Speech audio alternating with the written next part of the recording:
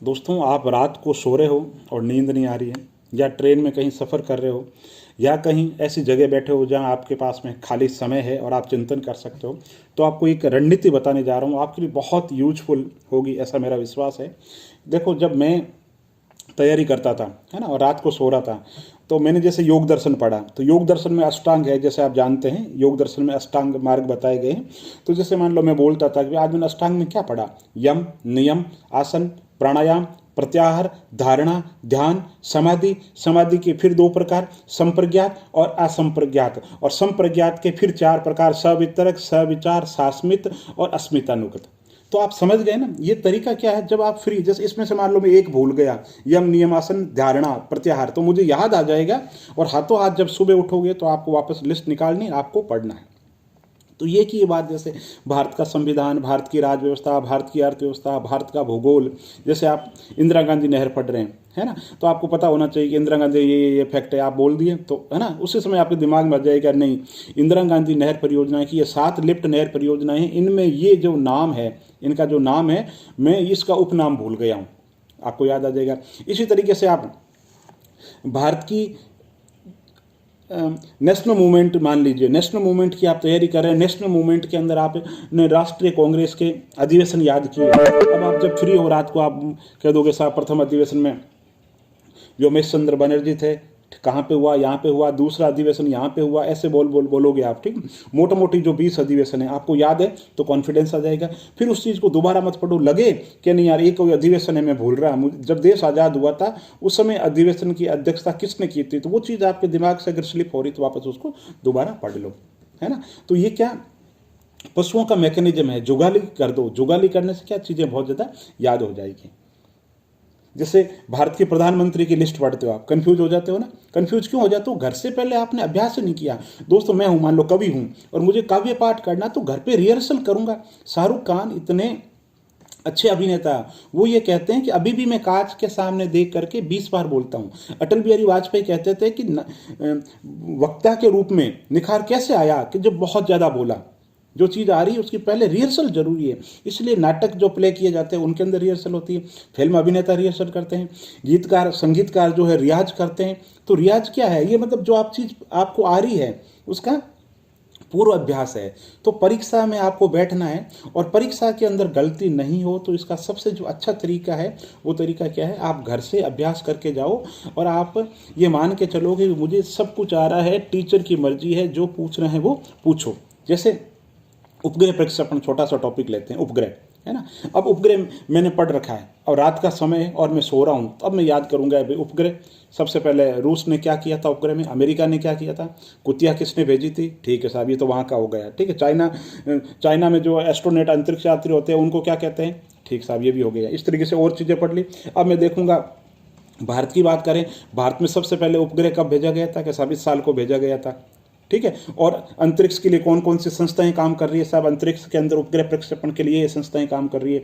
अंतरिक्ष विज्ञानी कौन कौन है भारत के प्रमुख, जैसे UN राव हो गए, और हो गए कि साहब ये अंतरिक्ष विज्ञानी हो गए, ठीक है साहब। उसके बाद में और क्या कि साहब इसरो ने क्या क्या किया, आर्यभट्ट से लेकर के PSLV सीरीज से लेकर GSLV सीरीज से लेकर के इसरो की जो व्यावसायिक इकाई है एंट्रिक्स की स्थापना हुई, ठीक है। और अभी रिसेंट के अंदर कौन कौन से उपग्रहों का प्रक्षेपण किया। अब ये उपग्रह प्रक्षेपण मेरे को याद हो गया। अब टीचर की मर्जी है, कुछ भी पूछो। आजकल क्या हो रहा है दोस्तों, प्रतियोगी परीक्षा के अंदर क्या है, सवाल गलत दे दिए जाते हैं। हम ये सोचेंगे कि सामने सवाल पूछेंगे और हम टिक लगा देंगे, जबकि वहां वो जो कथन देते हैं, कथन के अंदर एक छोटा सा तथ्य गलत डाल देते हैं। जैसे आपको दे दिया कि भारत के अंदर कृषि के अंतर्गत कृषिगत उत्पादन इतना हुआ। अब हम क्या कर रहे हैं, जब ऑप्शन आएगा, विकल्प होगा, हम ये सोच के जाते हैं कि भाई विकल्प आएगा तब हम टिक लगा देंगे, तो वो नौबत ही नहीं आने देती। वहां पे हम भूल जाते हैं कि यार ये जो तथ्य था ये था कि नहीं था।